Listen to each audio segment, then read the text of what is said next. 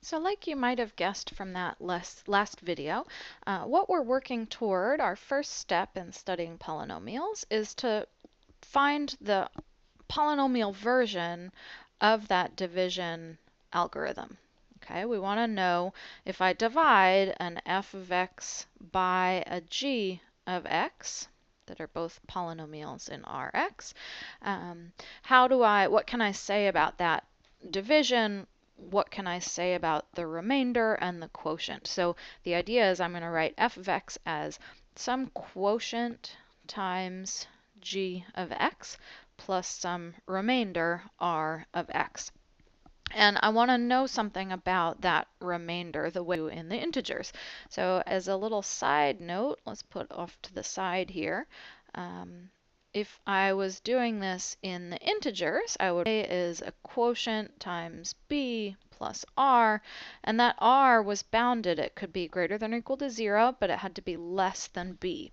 If r was bigger than b, it meant we could make q bigger. Okay. So in terms of the polynomial version of this, if I want to write down a polynomial version, what is the condition on r of x? It's not the size of r anymore. That doesn't make any sense. What we're going to study is the degree. So the degree of that r of x must be smaller than the degree of g of x. Okay, so that's how we put this condition on r of x, the remainder being small, is what we mean is the degree of it has to be small. All right, so just a quick reminder before we talk through this division algorithm and state it. The degree of a polynomial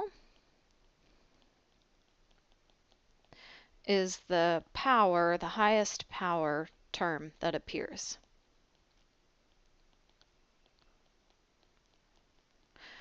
Okay, so for example, if I wanted to do the degree of x cubed plus x squared minus 2, the highest power term is the x cubed, and so the degree here is 3. The degree of a constant polynomial, so let's say 2, the degree of that constant polynomial is 0.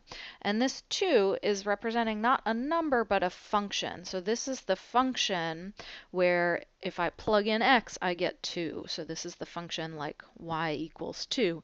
If you thought about it on a graph, it would be that horizontal line at y equals 2. Or it's the function f of x equals 2 for all x, something like that. All right, and then there's one exception here. So the degree of the 0 polynomial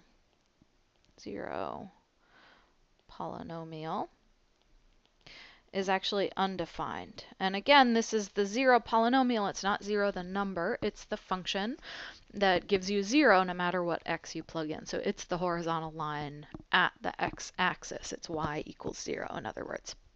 All right, so one question is, why do we undefined instead of calling it 0 like we did for constant polynomial? And the reason has to do with how degrees behave. So if we had the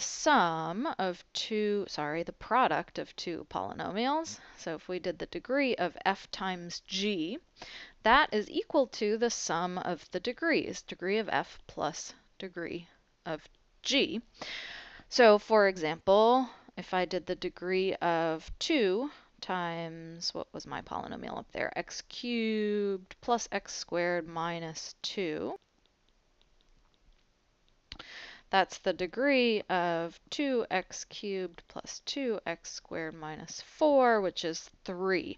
And notice the degree of the polynomial 2 plus the degree of the polynomial x cubed plus x squared minus 2 is 0 plus 3, which is 3. Okay, so the sum of the degrees is the degree of the product of the polynomials, and that's something that you're pretty comfortable with. But if we use 0 as our polynomials, so if I did the degree of 0 times x cubed plus x squared minus 2, it's not the sum anymore, right? The degree of this is just the degree of 0 if I do that product out. And so the sum idea breaks down. So this degree of the product is the sum of the degrees only works if f is not 0 and g is not 0. If you talk about the degree of the 0 polynomial times any other polynomial, we call it undefined so that we don't screw up that sum kind of what do I want to say? Formula, I guess. So instead, we just say the degree of the 0 polynomial is undefined. It does not really work under that formula, but as long as you're not using the 0 polynomial, you're fine. So this is one of the reasons we sort of make that exception for the 0 polynomial. We don't want to call it 0 because it screws up this idea. Okay.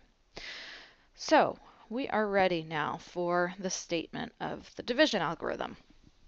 So there it is. So we're going to state this in general with any field F. So we're going to study mostly with R as our field of coefficients, but we can do this with any field. So if F and G are polynomials in this ring of polynomials over F, and if G of X is not 0, then there exist unique polynomials, Q and R, the quotient and the remainder, so that f of x is q of x times g of x plus r of x. And here's our condition on r.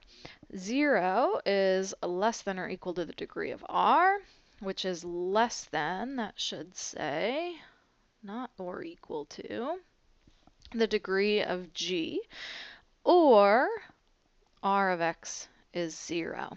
Okay, so we have to put that or in because r of x could be the 0 polynomial, and that doesn't fall into that same category as talking about the degree being between 0 and the degree of g.